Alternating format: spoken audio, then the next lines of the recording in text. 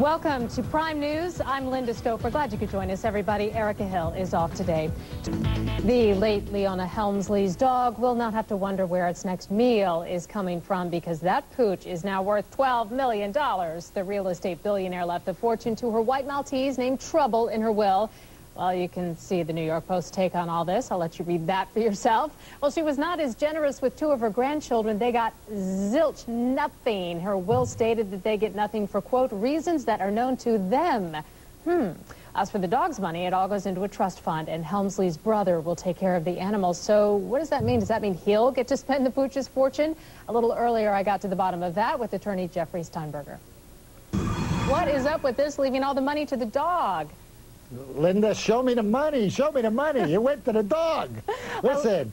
I love his name, too, Trouble. Isn't that the perfect name for a dog that's going to get that much money? Trouble. It's absolutely perfect. Trouble is the best. Look, she earned it. She made it. She could give it to her dog. She can give it to her pet boa. She could give it to the devil herself.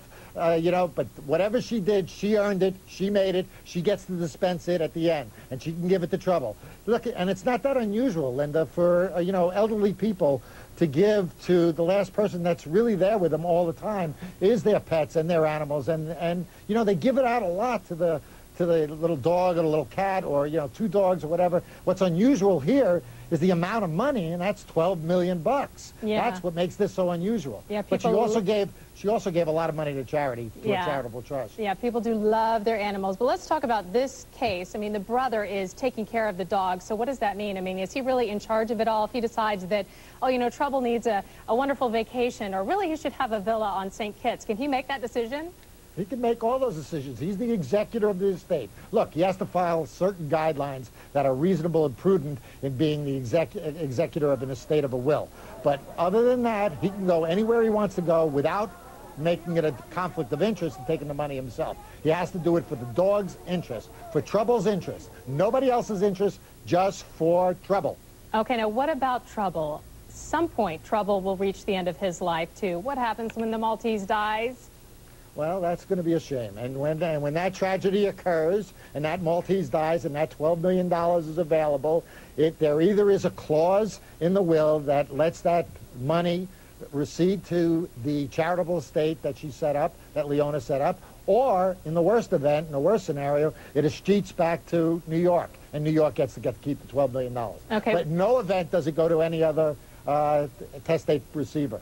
Oh, okay, any other relatives or anything. And I think it's interesting, too, that when the dog dies, her remains are to be buried next to Leona Helmsley's remains in the mausoleum. But, Jeffrey, let me turn you back to something you said a little bit ago about how regular people that you see also leave money to their pets. Tell us more about this and what their motivation is. Well, here's the deal. You know, at the later stages of life, people get busy, and elder people are not really respected in our culture. It's not like everybody goes to see their grandparents when they're in their 80s. They're so caught up in their lives and doing stuff.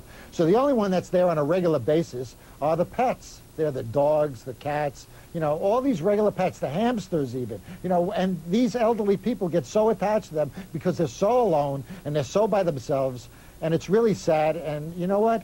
At the end of the time, they want to show that these animals meant something. It's almost like their children. And if they don't give them something, they feel like they're disrespecting that animal. And they're like they're breaking their heart, their own heart.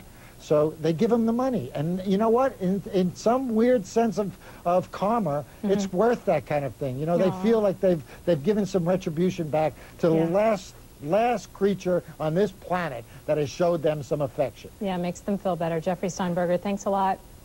You're welcome. Thank you for having me. I hope my cats, Oreo and Snickers, are not listening. They're not in my will. We'd like to take your opinion on all of this. Would you even consider leaving an inheritance to your pet? Maybe you don't have millions, but whatever you do have, do you know someone who's done this? Take a minute, send us your thoughts. CNN.com/Prime News, and send us an email or even a video email. Can't wait to see it.